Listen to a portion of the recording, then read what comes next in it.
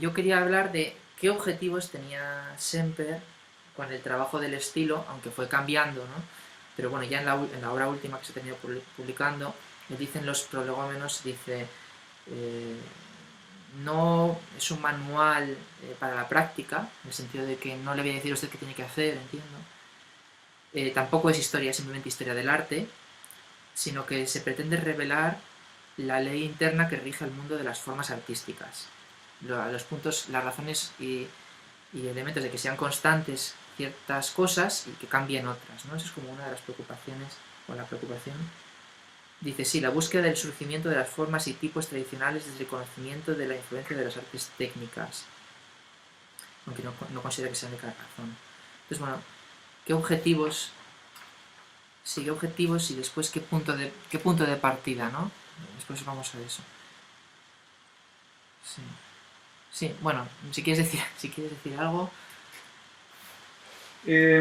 Mira, a mí una cosa, voy a decir lo que las veces que he intentado explicar esto, y a gente por la que tengo mucho respeto, y arquitectos eh, serios, eh, cuando uno empieza a hacer el planteo de que hay aspectos porque, porque siempre dice, bueno, voy a empezar por los motivos, en esta primera parte del libro voy a empezar por los motivos técnicos que vienen de las artes técnicas, después en la segunda parte, nunca hecha, vamos a hablar de las cuestiones culturales, sociales y qué sé yo.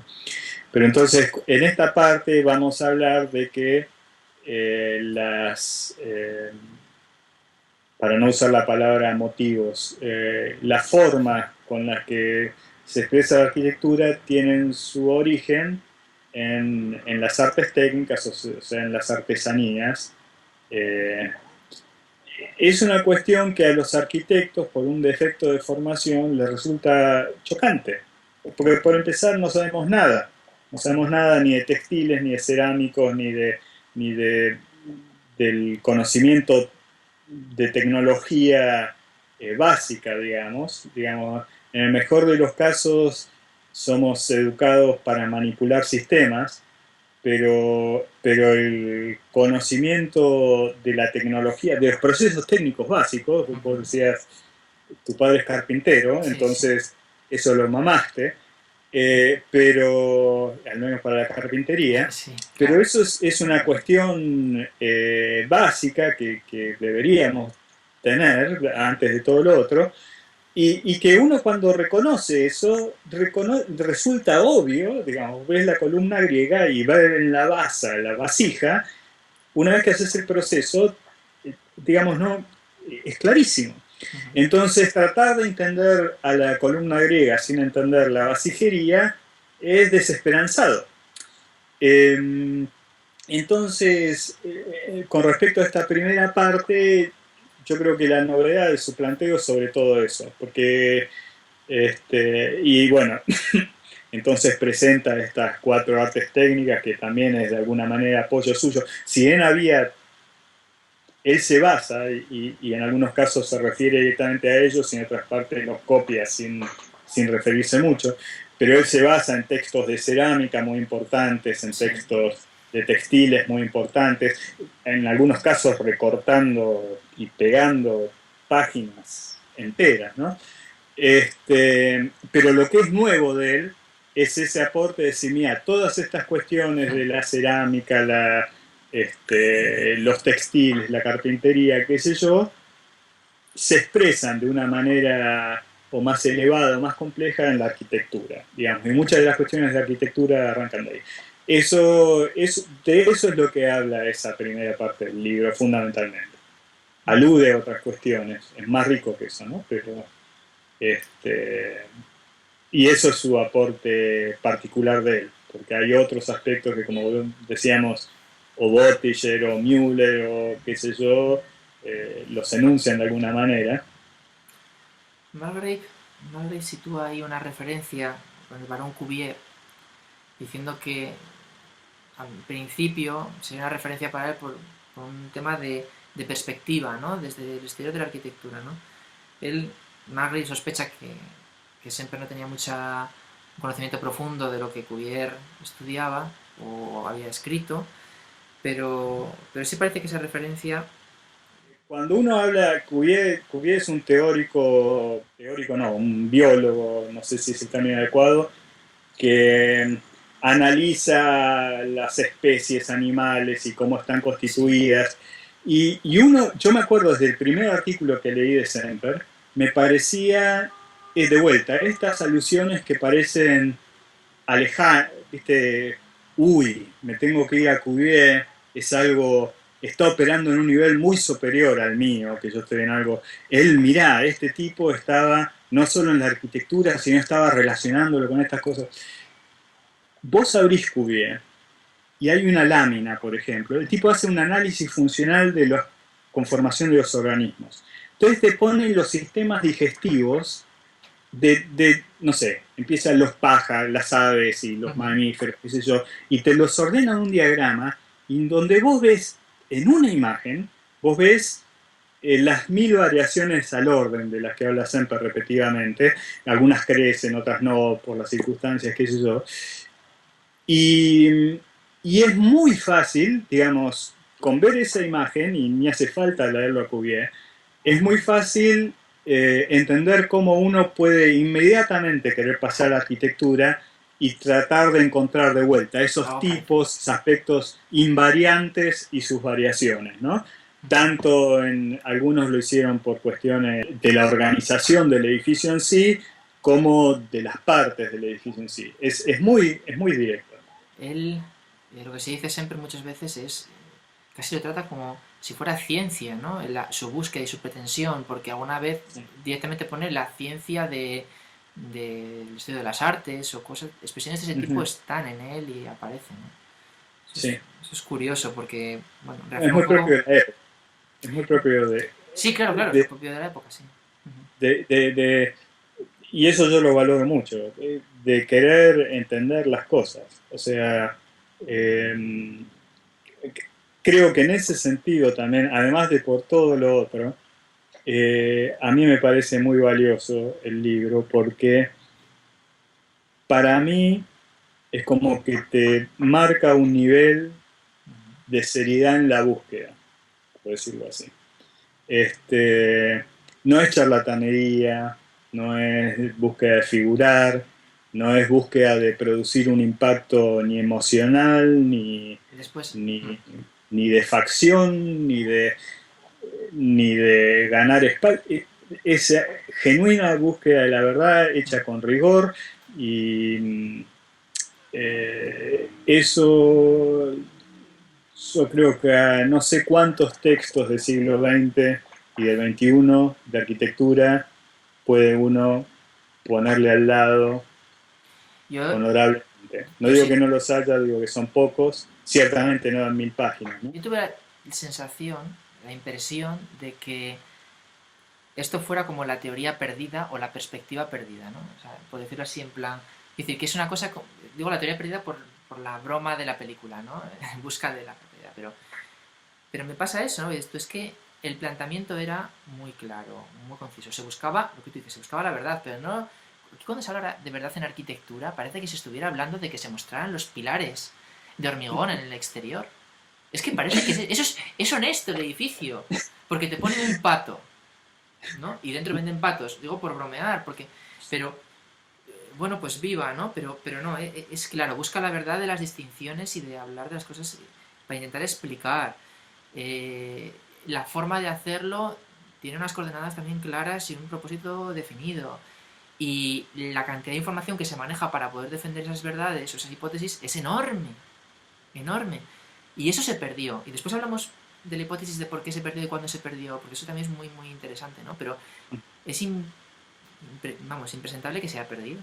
Es increíble que se haya perdido e increíble a dónde se ha llegado. Un Sí. tema es de dónde parte, ¿no? ¿Cuáles son los puntos fuertes de su discurso que después estructuran todo, ¿no? Entonces, por ejemplo, hay una cosa que aparece también en la reseña que sacó Galeano y yo no sé, bueno, pues él lo leería por allí o lo leyó y lo puso como distinción importante y está, ¿no? Semper distingue entre lo extrínseco y lo intrínseco, ¿no? Como factores que afectan al estilo o a la obra artística.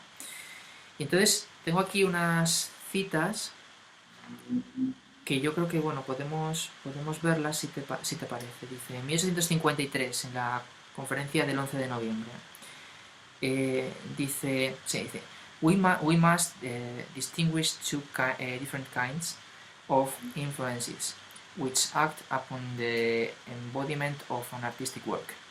The first class comprises the exigencies of the work itself, and which are based upon certain laws of nature and necessity, which are the same at all times and under every circumstance. Dice, the second class comprises such vehicles, which we may call outward influences acting upon the performance of a work of art. Bueno, está bastante claro lo que ahí va diciendo, ¿no? Después, en 1856, está recogido aquí en tu libro, lo tengo aquí marcado, hace un... sí, 115... aquí. Prácticamente es una página entera en la que desarrolla un poco esto, ¿no? Dice, pueden subdividirse en dos clases separadas las cosas que afectan a la arquitectura, ¿no? Dice, primero, los que en cierta medida están presentes en la obra misma. Esto es la página 115 del... Sí. Dice, a la obra misma, y sujetos a determinadas leyes de necesidad natural y física, que en todas las circunstancias y en todas las épocas son las mismas. Dice, segundo, los factores que influyen desde afuera, en la génesis de una obra. Y entonces, por resumir, en este momento, dentro de la primera clase, que serían las que están presentes en la obra misma, las internas, habla de a ver, quiero leerlo exactamente, a ver si puedo. Sí, del propósito, o sea, entiendo que del uso, el material, las técnicas, los métodos de elaboración del material, los procesos empleados en su tratamiento. Sí, fundamentalmente dice eso, ¿no? Y después, de los coeficientes externos, habla del clima, la constitución física de la región, orientación cultural nacional, memoria histórica, memoria tradicional, influencias locales en el entorno, la altura, en los valles, orografía, y muy importante, esto es muy importante, porque después además es uno de los temas que recuperar. Dice, finalmente, como potente factor externo, debe destacarse además la mano del artista, su personalidad y su actitud individual. Vale.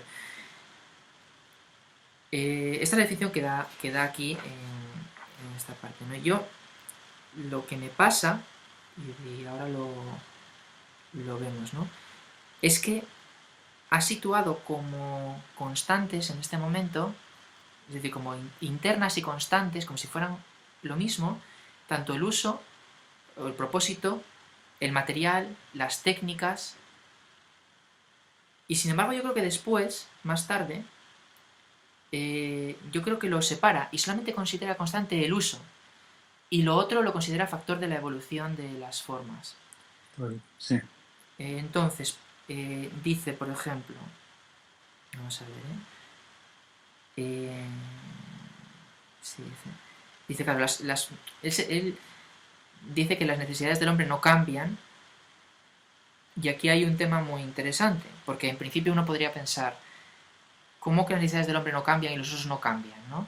Si ha aparecido el Dulwich Picture Gallery en 1817, la primera galería de arte, el primer proyecto de galería de arte como tal galería de arte. El Hotel Dieu como hotel, vale, un poco más tarde, pero empieza a haber hoteles como hospitales como hospitales. O sea, hay nuevas necesidades con nuevos tipos, entre comillas, edificatorios, que no se entenderían si él se refiriera a que el uso es constante. Sin embargo, yo creo que él se refiere, y esto tú me dirás, ¿no? Porque el uso es constante a que a determinadas necesidades concretas del hombre hay un uso de los aparatos constante. Entonces dice, por ejemplo, en la conferencia también del 11 de noviembre, que el uso de la drinking cup, de la taza de beberte, es el mismo siempre, y que a eso se refiere, al uso de ciertas cosas con necesidades concretas. él no dice nada de que aparezcan nuevas funciones o nuevas necesidades utilitarias, nuevos tipos edificatorios, nada de eso. Pues es un poco confuso, pero sobre todo hoy en día, ¿no? Pero yo creo que se refiere a esto con el tema del uso, la función específica, como algo constante. Sí, sobre la cuestión esa, yo creo que la parte, a mí la parte y ahí derivo todo mi comentario, la parte de cerámica, donde va, no es fácil entender que un vaso, como si te dijera desde los egipcios y antes, este, tiene unas necesidades y un uso constante, y después hay una historia que va variando primero con la evolución técnica y puede haber cuestiones culturales sobre el uso que se le da a ese vaso, si tiene una función sagrada, representativa o lo que sea. Pero además de esto, sobre el comentario este que hacía sobre los tipos edilicios y qué sé yo, tema en el que no entra realmente en el estilo. Es como si te dije, a mí siempre me impresiona cuando uno ve una planta de una, no sé, de los obreros de las pirámides de Egipto o una planta de Pompeya. Una planta de Pompeya puede ser Buenos Aires perfectamente. Y es muy fácil entender cómo vivían los egipcios en esas casas, en su clima tropical, etcétera. Entonces, tropical, en su clima de calor extremo, Sí. desértico. Entonces, hay aspectos que son invariables y en los supuestos nuevos tipos, el que peca en ese sentido, en el sentido que vos señalás, para mí más claramente es Guadé, que tiene un manual muy lindo, hecho unos años después del de Semper, muy lindo por lo bueno y por lo malo. Él habla en una primera parte, él tiene un manual que se llama Elementos y Teoría de Arquitectura. Es un lugar mucho más pedestre que el de Semper porque es un manual hecho para un politécnico. Él declaradamente dice, mira, esto es un texto básico, y eso es lo que hicieron los politécnicos franceses, ¿no? Y lo que hicieron de bien. Para capacitar a la gente ¿Estás a hablando de hacer... Durán? ¿De Durán No, o...? estoy ahora, bueno, sí, Durán digamos, es esa línea. Guadé es el último Vale, gran vale. manual clásico académico que hubo. Creo que, no me acuerdo la primera o la última edición, pero es como si te dijera, yo vi una edición en 1904, algo así. Y entonces, históricamente, cronológicamente, es muy posterior a Semper. Se plantea cuestiones, él llama elementos y teoría de la arquitectura. Elementos dice, mira, para proyectar un edificio tenés que saber primero qué es una ventana, qué es una columna, qué es una pared, y todo eso lo explica maravillosamente bien. Si uno quiere entender la arquitectura clásica occidental, la tradición de la mampostería académica, es muy básico, muy pedestre, porque te lo da como una verdad relevada, pero es muy bien.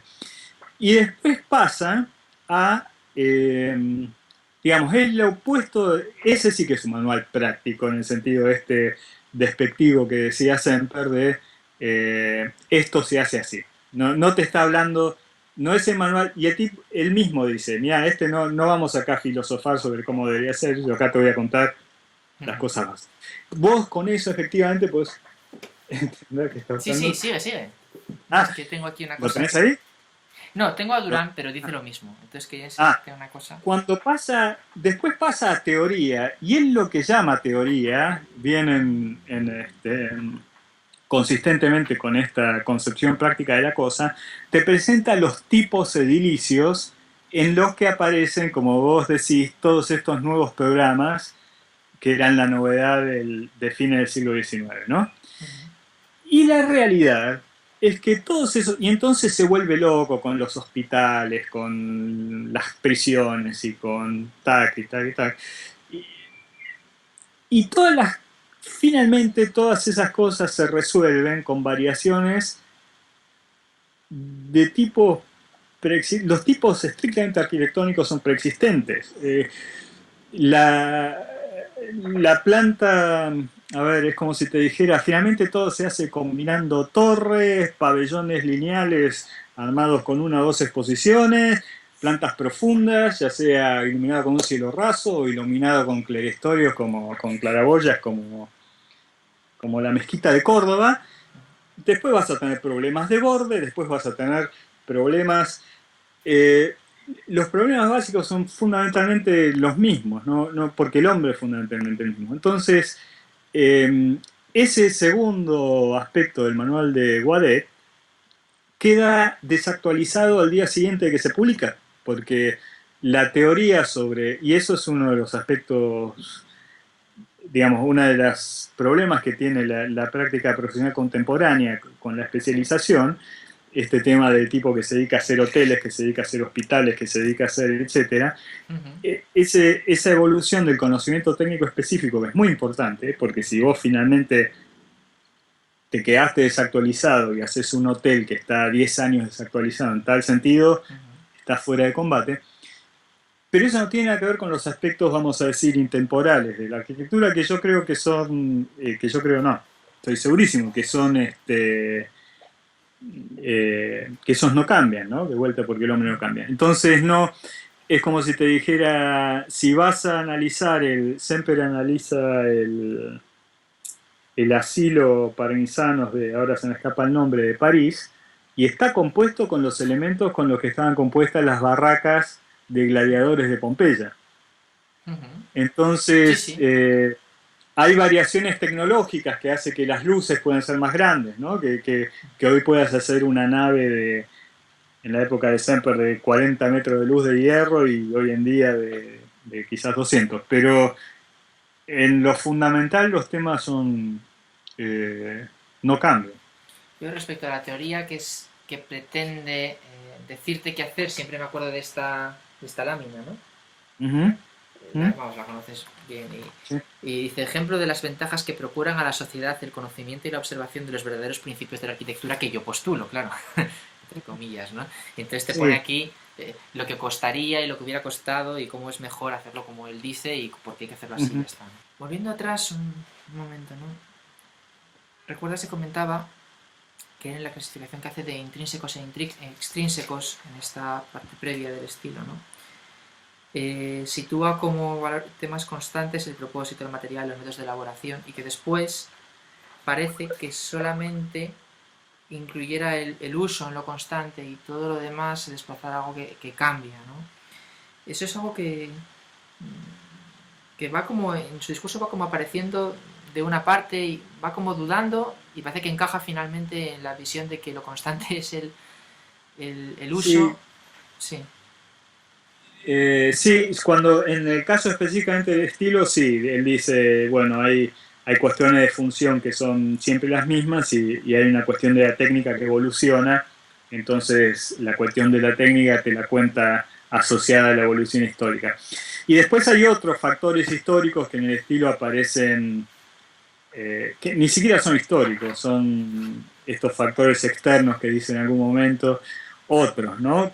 Como bien podría ser esta cuestión de si de la estructura social horizontal o vertical, que decíamos recién de alguna manera reflejada en el edificio asamblea o el edificio procesional, o él hace distinciones también entre no sé, entre el templo asirio, eh, templo-palacio asirio dominando el conjunto Ujú. versus el persa que está recostado contra una ladera y de alguna manera integrado al entorno, versus el griego que con las toas y etcétera es un edificio de alguna manera relacionado con el hombre y no puesto por encima.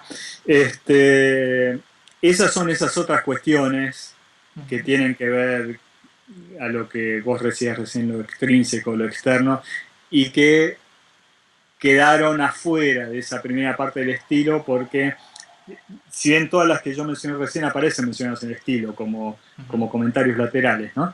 Sí. Este, así que sí, son esas cuestiones que tienen que ver con lo que uno diría hoy la idea de la época o el zeitgeist o como quiera llamarlo, eh, además de con la intención personal de artista, porque no es lo mismo para la misma época un Miguel Ángel que un otro. Y entonces, en este esquema más amplio que vos decías inicialmente, él refiere como cuestiones externas a estas, y ya metiéndose en la cuestión técnica, que es de lo único de lo que nominalmente habla en el estilo, asocia la técnica a la historia en el sentido de evolución histórica de la técnica. No sé si es como dos esquemas superpuestos, Es ¿no? que, Hay es uno que más general. hay... Sí, De, de di, todas di. maneras, yo insisto, esto a mí me parece interesante verlo en la aplicación. El esquema es interesante, pero no hay nada más potente que, como en los ejemplos que decíamos recién, de algo que uno leído inicialmente enunciado parece tan contrario a la intuición que uno tiende a rechazar. Cuando habla de las iglesias nórdicas compuestas con, por adición de módulos de carpintería, módulos espaciales de carpintería y su similitud muy llamativa con las construcciones chinas y la influencia que eso tuvo sobre el románico. Son todas cuestiones que uno inicialmente piensa como si fueran muy desvinculadas de la preocupación del diseñador. Y es todo lo opuesto. Digamos, cuando uno ve digamos, él lo está usando esas cuestiones históricas para ilustrarte un principio compositivo. Sí, Entonces, a sí, sí. partir de eso, si vos estás componiendo, adicionando módulos de carpintería, digamos, es un motor, es un impulso para el diseño. Vos decís, bueno, me mando por acá o me mando por tallar la mampostería, como si te dijera, y hacer patios y lo que sea, y recintos definidos a través del revestimiento, etc. Sí, yo digo lo de los esquemas y las clasificaciones y categorías que propone porque en parte mi sensación de que fuera un palincesto, una especie de superposición de cosas, viene de que hay veces que tú dices, vale, se refiere a esto, ¿no? Esta es la estructura que va a mantener. Y después, en otro texto posterior, en el estilo te maneja una Eso, parecida, pero con ligeros cambios, que en realidad cambian la perspectiva, ¿no? En todo caso, él empieza el estilo diciendo, ¿no? Que hay cuatro categorías de materiales, y ya lo empieza así, ¿no? Según, además esto es muy interesante porque la clasifica dice, según este criterio, según se las usa, según sus propósitos técnicos y según sus propiedades específicas, flexibles, tenaces y resistentes, blandos, maleables, endurecibles, eh, barras que son resistentes a la flexión y rígidas entiendo que a comprensión y pandeo. Y entonces, esto para empezar, debe ser que dice, bueno, según esto, si siguiera este esquema, el libro no sería interesante. Entonces, ahora lo que me interesa es, según estas cuatro categorías consideradas por los materiales, se distinguen también cuatro operaciones principales del trabajo artístico. Y es donde, en la medida, dice, en la medida en que por mayor o por medio de un mayor o menor esfuerzo, y de los procedimientos técnicos correspondientes consiguen hacer que la materia prima sirva para dar un propósito determinado. Y es a partir de ahí donde introduce lo textil, la cerámica, la tectónica y la estereotomía. Entonces, es gracioso lo de las clasificaciones, hasta ahí encaja todo, ¿no?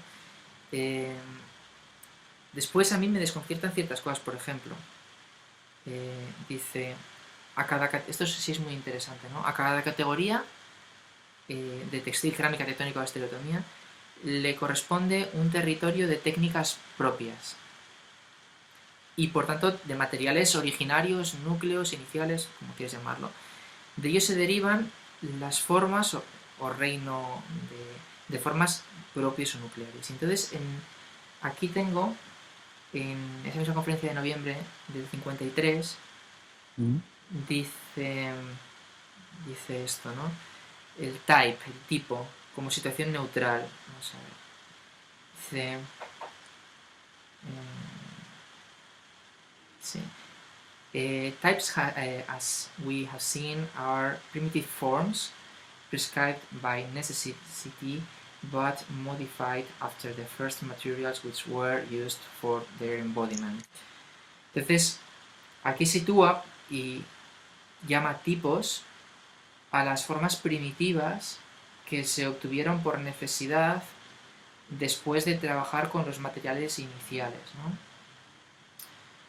Y después, en esta misma conferencia, en la página 19, en el manuscrito sería la 7 al final, dice... Es que estas son cosas que a mí me confunden, ¿no?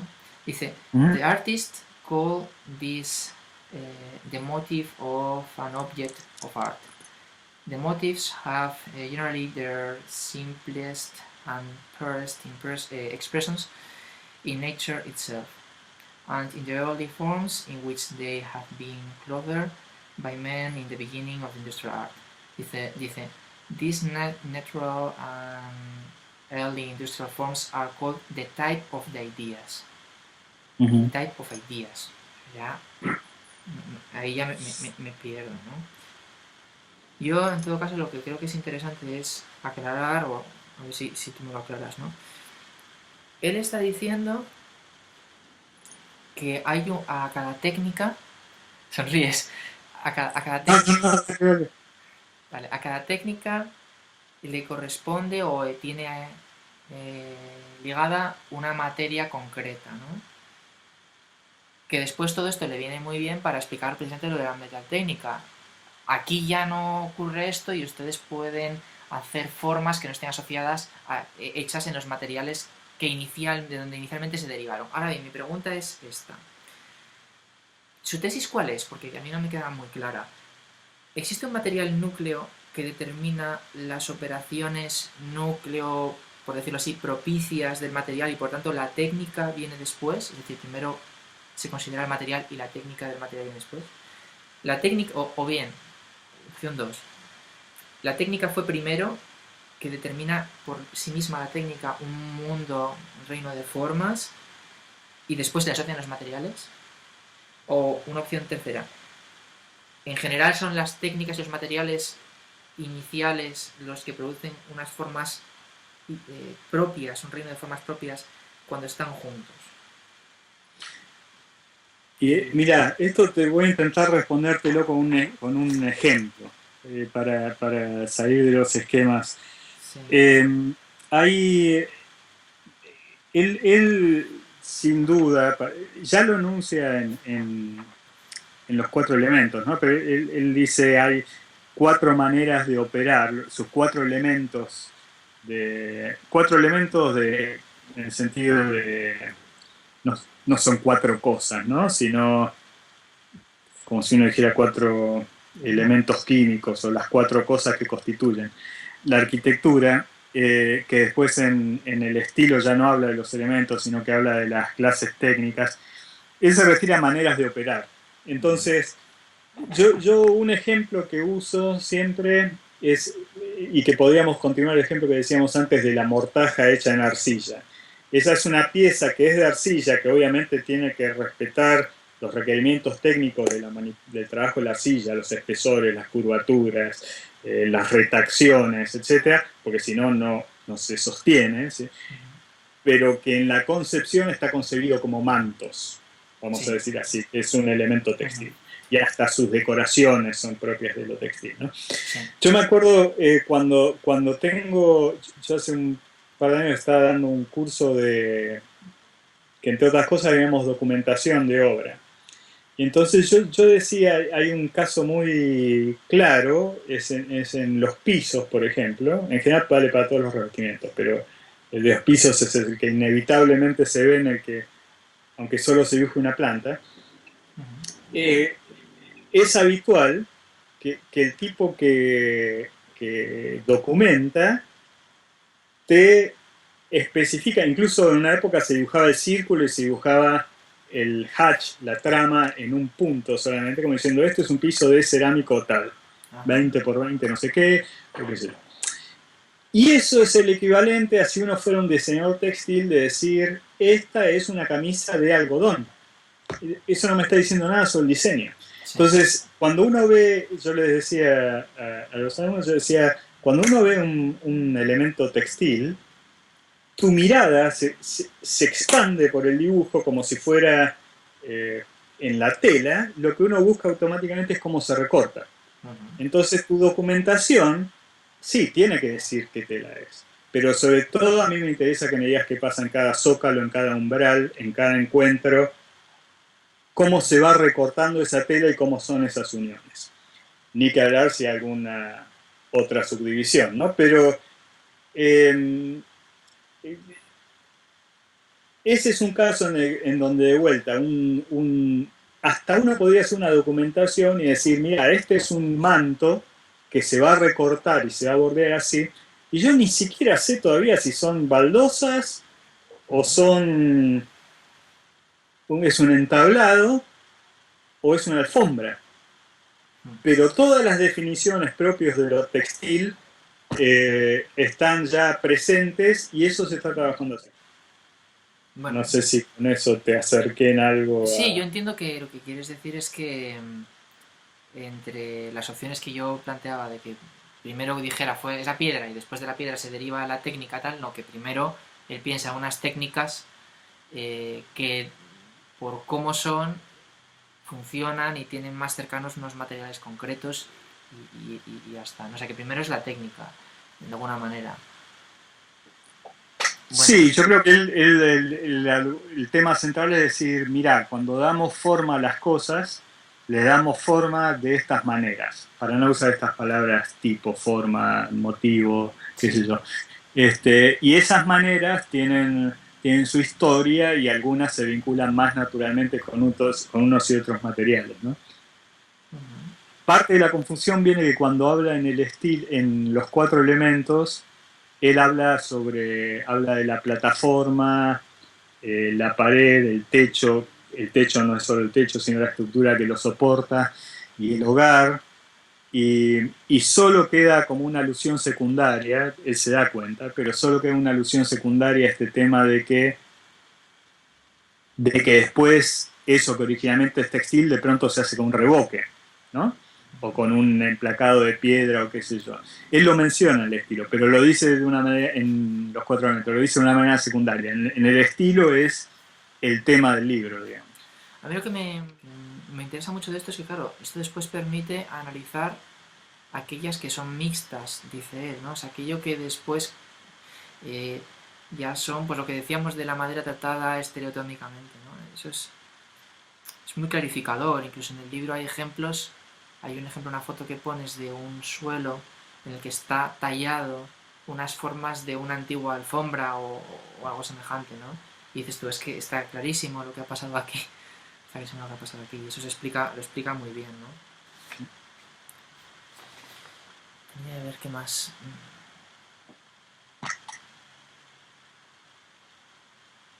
Sí, lo del material originario. Bueno, yo creo que esto es suficiente.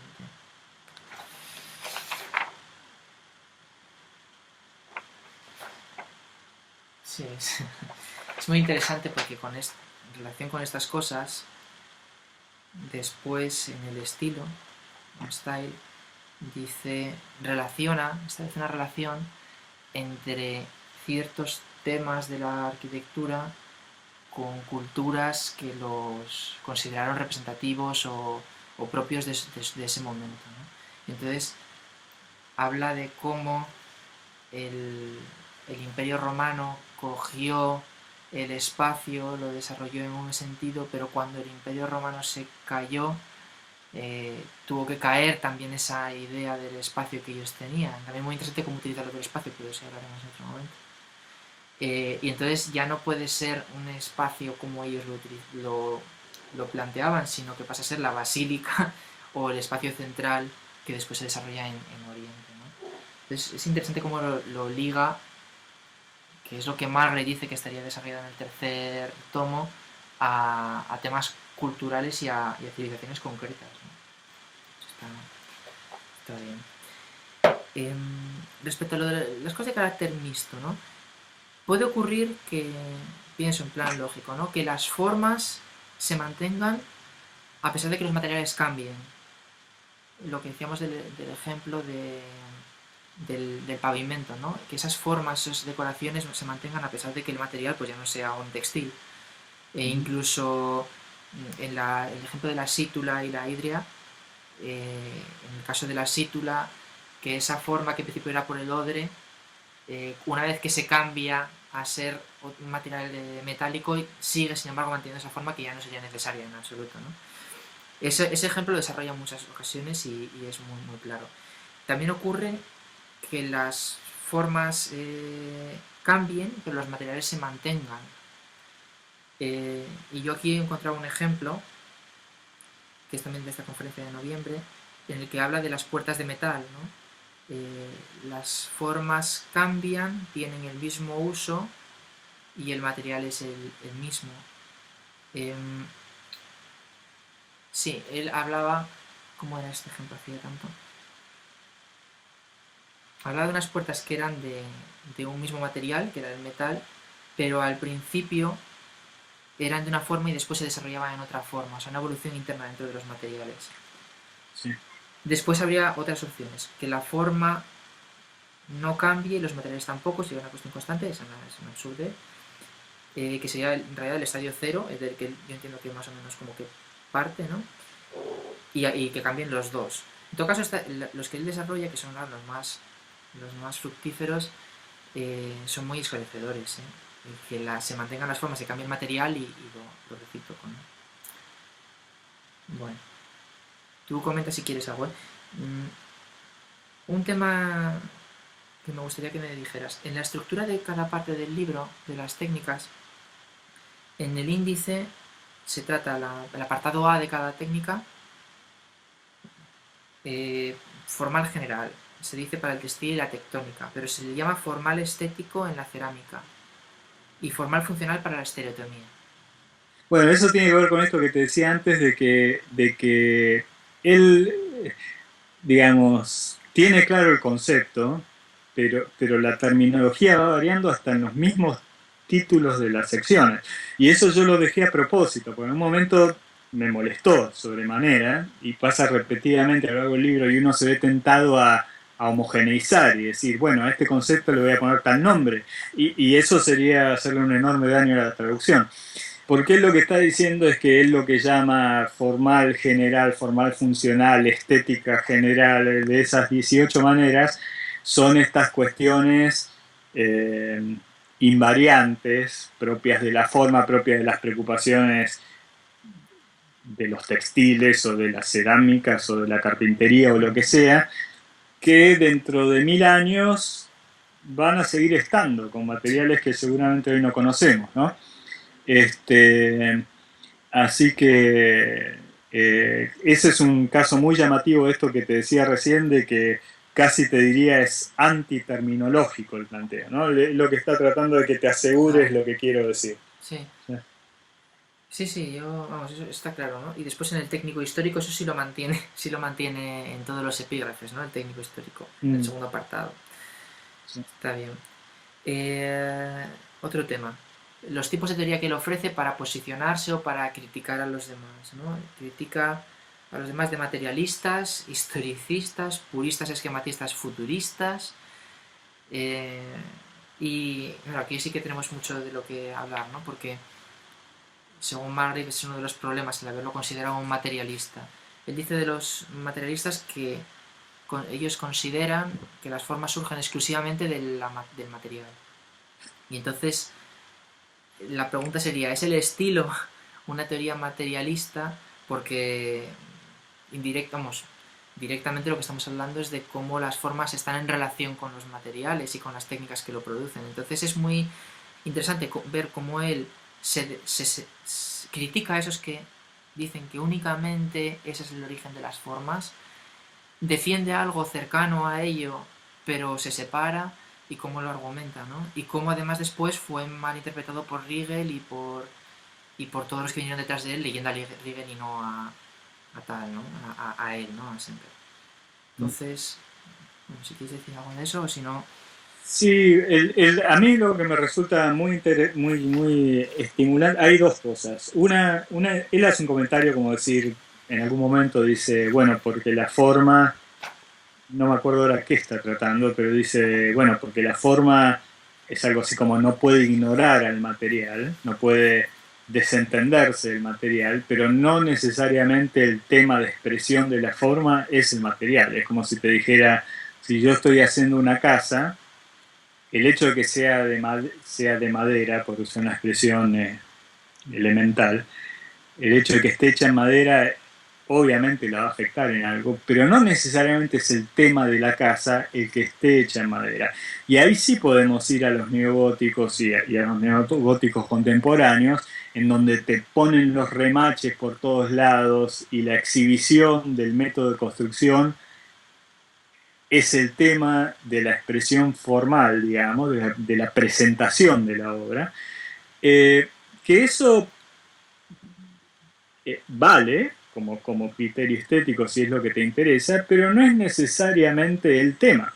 Y alguien podría decir, en la posición opuesta, diría, ¿y a mí qué me importa cómo está construido?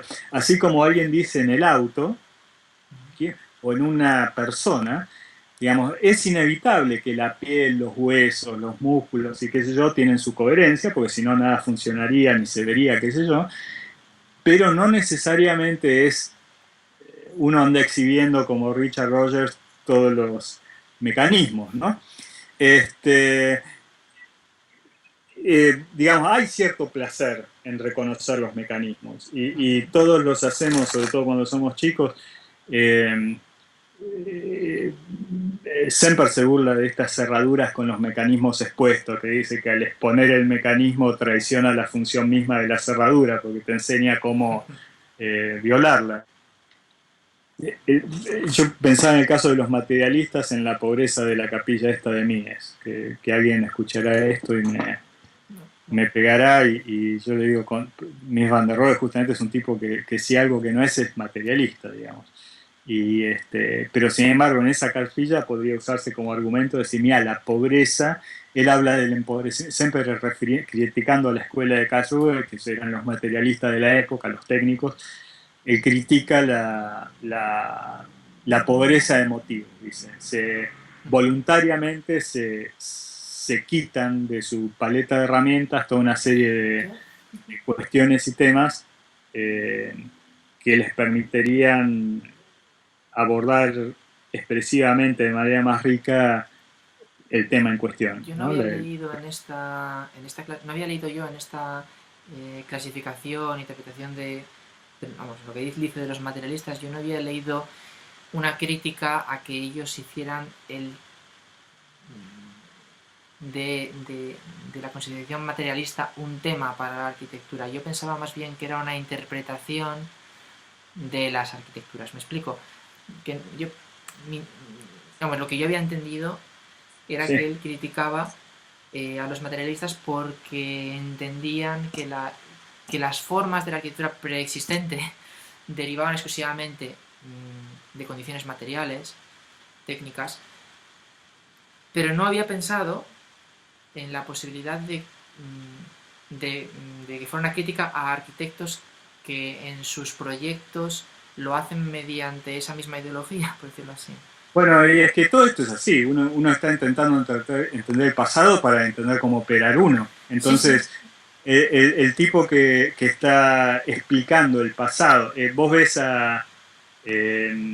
para agarrar un materialista contemporáneo del siglo pasado, vos ves las axonométricas de Choisy. Digamos, vos ves, Viollet-le-Duc te agarra los mismos edificios góticos que Semper, no así en las obras de Viollet-le-Duc, pero en los manuales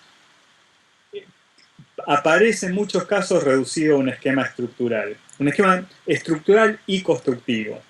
Muchas veces hasta se le quita el revestimiento, ciertamente se le quita el color.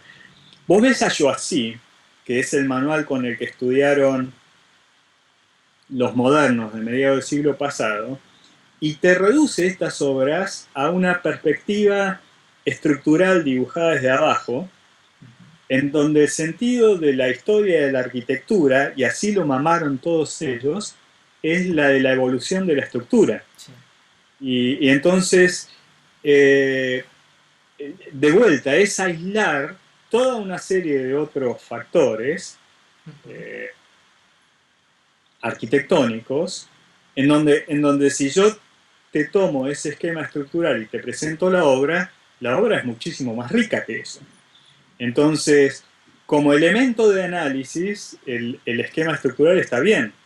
Como elemento de análisis y como elemento que te estimula la creación, como parte del proceso creativo, vale, pero ojo que la obra es mucho más rica y compleja que eso. Entonces, ese es el empobrecimiento que él denuncia, que uno lo podría llevar a Joassi y lo podría llevar a muchos de los discursos de mediados del siglo XX también.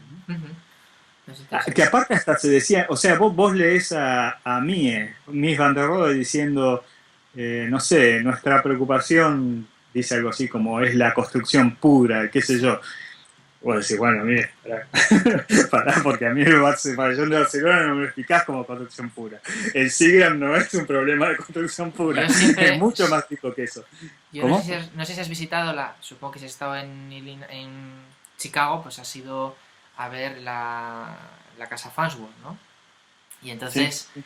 yo fui a visitarlo y ha advertido de lo siguiente, que es que los HEB, los pilares, que están alrededor sosteniendo las plataformas, no están soldados de forma habitual con un hilillo, sino que ha sido perforado, se ha metido tal y se ha lijado.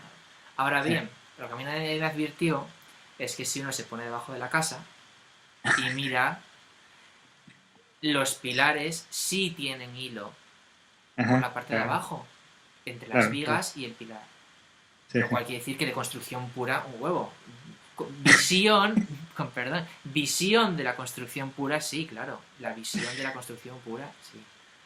Claro, pero la preocupación, a mí me causa, hay un texto de mí, es muy citado, que es gracioso por lo ridículo que es justamente Mies van der Rohe, este tema de decir, solo aceptamos problemas de construcción.